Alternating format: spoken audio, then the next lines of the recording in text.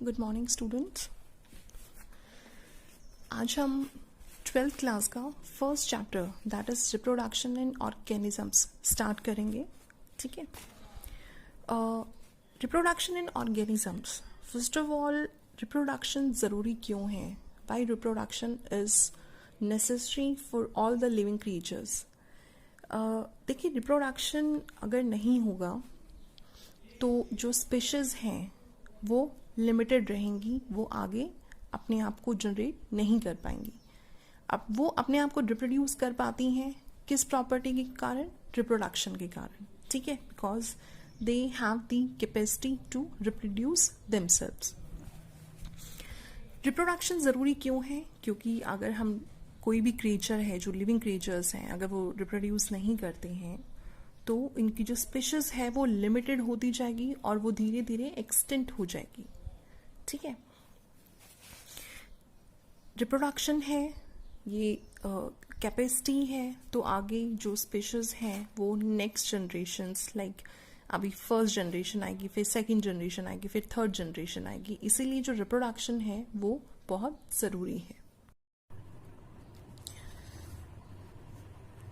Reproduction is defined as a biological process in which organism give rise to young ones, similar to itself. देखिए, ये जो similar to itself है, बाकी definition तो आप लोगों को क्लियर होगी। एक वो बायोलॉजिकल प्रोसेस जिसमें कोई भी ऑर्गेनिज्म किसको जन्म देता है? उनके यंग वंस को, या उसको हम ऑफस्प्रिंग भी कह सकते हैं, जो कि उन्हीं की तरह हो। ठीक है। अब देखिए, जैसे ह्यूमंस है, ह्यूमंस का जो बेबी है वो ह्यूमंस जैसा होता है। ठीक है। एनिमल्स, कोई डिफरेंट एनिमल्स आप देख लीजिए, जैसे हॉर्स का बेबी है वो हॉर्स जैसे दिखता है, लायन का बेबी है लायन जैसा दिखता है। सो सिमिलर टू इटसेल्फ, जो भी यंग वंस होंगे वो उसी ऑर्गेनिजम्स के सिमिलर होंगे, आइडेंटिकल होंगे। ठीक है, उन जैसे ही दिखते होंगे जिन्होंने उनको बर्थ दिया है। अब देखिए, रिप्रोडक्शन है, रिप्रोडक्शन के कुछ एक फीचर्स होते हैं जिनको हम कह सकते हैं। ठीक है, वो फीचर्स क्या हो सकते हैं, स्टेप बाय स्टेप मैं आपको एक्सप्लेन करती हूँ। फर्स्ट फीचर है, we can say it's the, हम डिस्कस कर रहे थे फीचर्स ऑफ रिप्रोडक्शन। ठीक है, देखिए इसमें फर्स्ट फीचर आएगा replication of DNA, second cell division, जो हमारी दो तरीके से होती है, mitotic and meiosis. Third feature है हमारा formation of reproductive units. Fourth, development of reproductive units into the offspring. ठीक है, देखिए फर्स्ट रेप्लिकेशन ऑफ डीएनए में, रेप्लिकेशन ऑफ डीएनए में क्या होता है कि डीएनए अपने आप को रेप्लिकेट करता है, अपनी कॉपी बनाता है, जिससे पेरेंट्स और ऑफस्प्रिंग्स के बीच में जो सिमिलैरिटीज आती हैं। ठीक है। सेल डिवीजन होता है, माइटोटिक और मियोसिस, वो मैं अभी आपको एक्सप्लेन करूंगी। Third, formation of reproductive units, अगर ऑफस्प्रिंग में अब जो भी फॉर्मेशन हो रही है, अगर उसके रिप्रोडक्टिव यूनिट्स ही नहीं बनेंगे तो वो रिप्रोडक्शन आगे चल के नहीं कर पाएगा। और फाइनली इन रिप्रोडक्टिव यूनिट्स का इनटू ऑफस्प्रिंग में तब्दील होना। तो अब हम डिस्कस करेंगे डिविजन्स।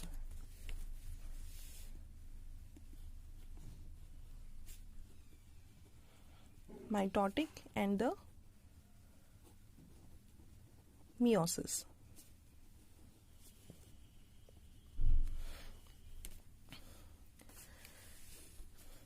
देखिए, माइटोटिक में क्या होता है, मान लीजिए ये हमारा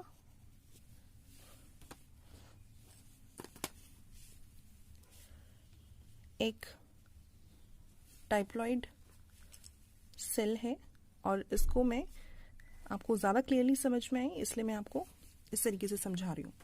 ठीक है, ये हमारा डाइप्लॉइड है। ठीक है, अब जैसे कि आप लोग जानते हैं डाइप्लॉइड को हम 2n से भी डिनोट करते हैं। ठीक है, आगे जाके ये डाइप्लॉइड सेल क्या बनेगा, इसके अंदर होगा डीएनए रेप्लिकेट। ठीक है, ये हमारा डीएनए रेप्लिकेट होगा। अब देखिए, डीएनए रेप्लिकेट होगा, जैसे मैंने आपको बताया, वो क्या बनाएगा, वो फॉर्मेशन करेगा, वो अपने आप को रेप्लिकेट करेगा into the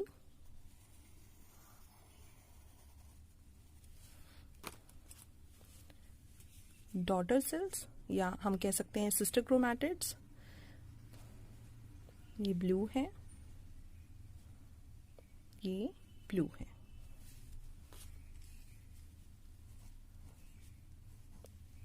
this is the another. अब देखिए डाइप्लॉइड सेल से डीएनए रेप्लिकेट हो रहा है, ठीक है, जो दो सिस्टर क्रोमैटिड्स में कन्वर्ट हो रहा है।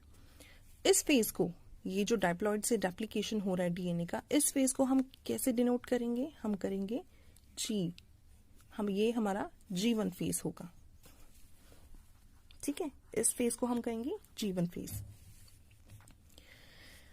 सिस्टर क्रोमैटिड्स बन गए आपके डाइप्लॉइड सेल से, इस फेज को हम कहेंगे S फेज, जो हमारा सिंथेसिस फेज होता है, ठीक है। अब देखिए G1 फेज, वैसे G1 फेज का काम क्या है, वो किस लिए इंपॉर्टेंट है? G1 फेज क्या इंश्योर करता है? G1 फेज ये इंश्योर करता है कि जो मेटाबॉलिक चेंजेस होते हैं, ठीक है, वो उनको अकर करवाता है ताकि जो सेल है वो आगे जाके डिवाइड हो। अब देखिए हम यहाँ क्या देखेंगे, हमारी जो सिस्टर क्रोमैटिड्स बन गए थे आगे, अब इनमें चल के डिवीजन हो रहा है, ठीक है। अब यहाँ एक रेड आ गया है, एक ब्लू, सेम ऐसे ही इसी में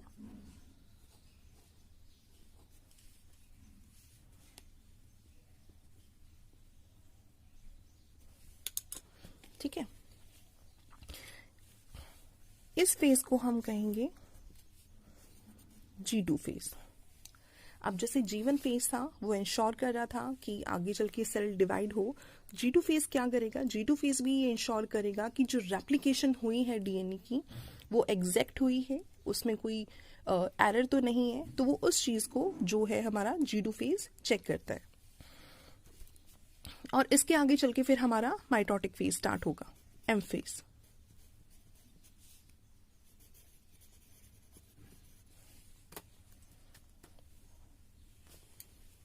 देखिए डॉटर सेल्स बनेंगे फिर,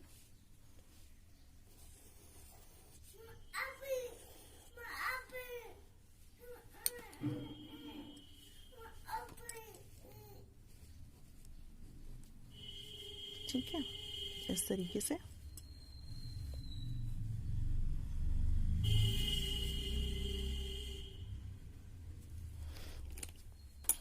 ये हमारी डॉटर सेल्स हमें मिल गई हैं,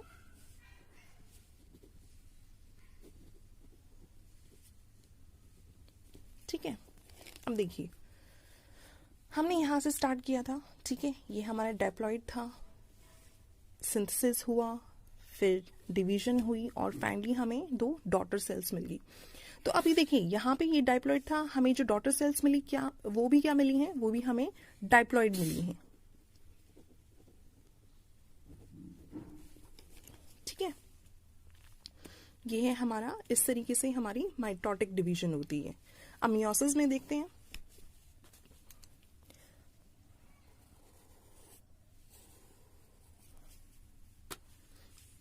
मियोसिस जो है, देखिए फेजेस सिमिलर ही हैं, इसमें सारा डिफरेंस नहीं है, कुछ एक पॉइंट्स पे डिफरेंस है जो मेन है वो आपको नोट करने हैं, ठीक है। अब ये क्या है? ये भी हमारा डाइप्लॉइड है, ठीक है, जिसको हम 2n से डिनोट करते हैं।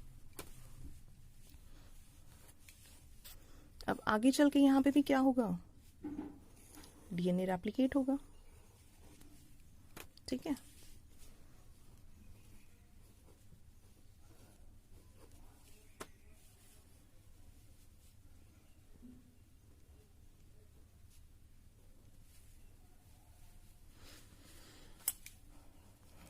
रेप्लिकेशन के बाद क्या होगा? देखिए ये आप ध्यान से नोट कीजिएगा, यहाँ पे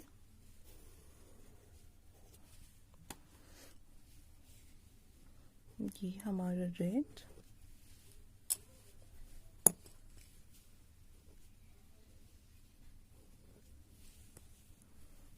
दिस इज ब्लू।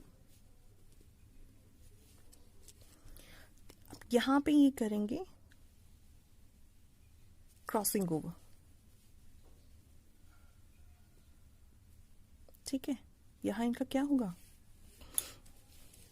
क्रॉस। इस फेज को देखिए, इस फेज को हम डिनोट करेंगे एज अ एम फेज, ठीक है, जैसे मियोसिस 1। तो आगे चल के हमें रिजल्ट क्या मिलेगा, देखिए इस स्टेज पे हमने क्रॉसिंग किया था, रेड वाले ने ब्लू के साथ, ठीक है, ब्लू वाले ने रेड के साथ। तो अब ये जो फॉर्मेशन होगा वो क्या फॉर्मेशन होगा, एक रेड एज इट इज आएगा, एक ब्लू एज इट इज आएगा। जो रेड है, ठीक है, उस रेड पोर्शन में क्या आएगा, उस रेड पोर्शन में हल्का सा जो है वो ब्लू का पोर्शन आएगा और ब्लू में रेड का, ठीक है। अब इनमें डिवीजन किस हिसाब से होगी वो आप देखिए,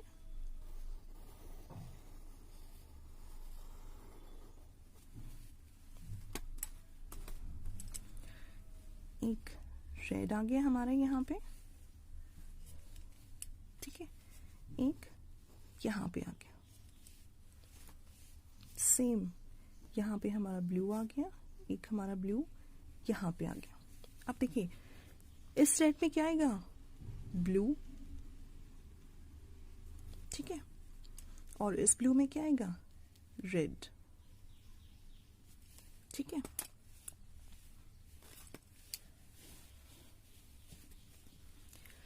देखिए यहाँ पे G2 फेज के बाद क्या आएगा हमारा M1 phase, that is meiosis 1, और मियोसिस 1 के बाद आएगा हमारा मी2 फेज, ठीक है। अब देखिए ये डिवीजन हो रहा है तो हमें एंड रिजल्ट क्या मिलेगा, एंड रिजल्ट में हमारे पास आएंगे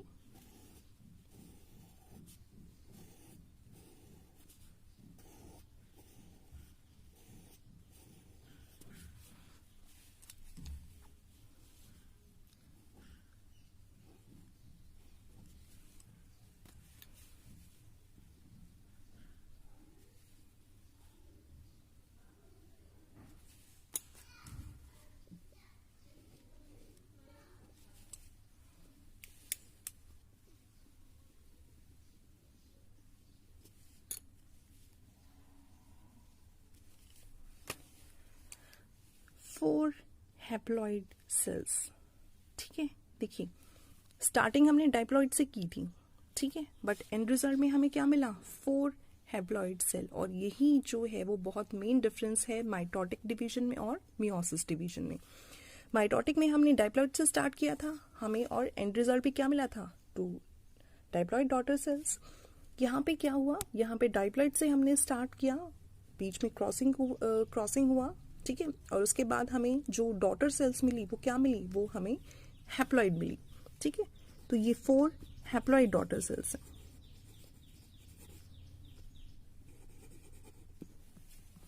ठीक है। अब हम देखिए करेंगे टाइप ऑफ रिप्रोडक्शन। जैसे कि आप लोग जानते हैं टाइप ऑफ रिप्रोडक्शन कितनी तरह की होती हैं, 2 तरह की होती हैं, asexual reproduction and the sexual reproduction, ठीक है। देखिए हम इस डिवीजन में हम ये भी कह सकते हैं कि जो माइटोटिक डिवीजन है वो किस में होती है, वो होती है एसेक्सुअल में, ठीक है, या एसेक्सुअल रिप्रोडक्शन में वो माइटोटिक डिवीजन होती है, ठीक है, और सेक्सुअल रिप्रोडक्शन में मियोसिस होती है।